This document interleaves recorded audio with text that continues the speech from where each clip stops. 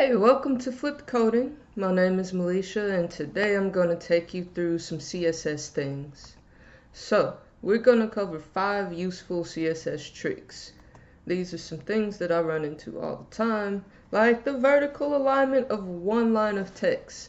So when you're doing like a header or a subheader in a div, sometimes that vertical alignment is really hard to get. So what you need to do is set the height of the div and then set the line height to that same value. That'll get you centered vertically every time. And when you want to make sure that your pictures look the same on a phone as they do on a desktop or a tablet, this is the way that one of the ways that you can do it. So you can set your height to auto, and that keeps the image from squishing and getting short. And then you set the max width to 100%. And what that does, it keeps the image from overflowing on a smaller device, and it helps it to fill up the entire width of the screen on a smaller device, if that's what you want.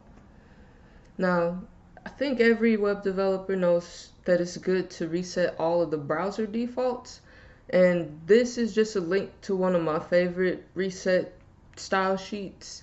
There's plenty of them out there, but really they all do the same thing. They get rid of the margins, the borders, padding, and all those other kind of magical styles that are automatically applied.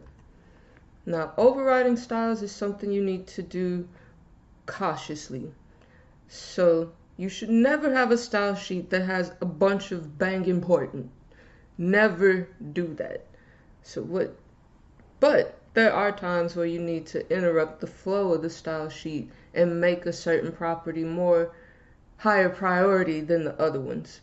So to do that, you add a bang important right after the property value. And that's going to be the thing that the browser looks at first every time. And the last thing is getting the vertical screen heights right. I know when you do the responsive design, getting the screen height on the phone to be the right size is really weird. So one thing you can do, if you need something to fill up just the entire screen height right off the jump, you can use, well, you set your height value, but you can use the view height unit of measure. And what that is basically a view height is 1% of the actual viewport of whatever device your website's being looked at on. So in this example, this element would take up 75% of the screen that they're looking at the moment.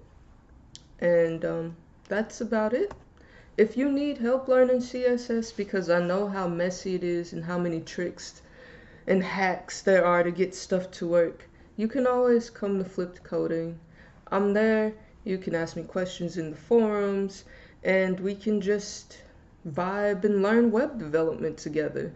So keep that in mind while you're crawling through these YouTube videos looking for better CSS stuff.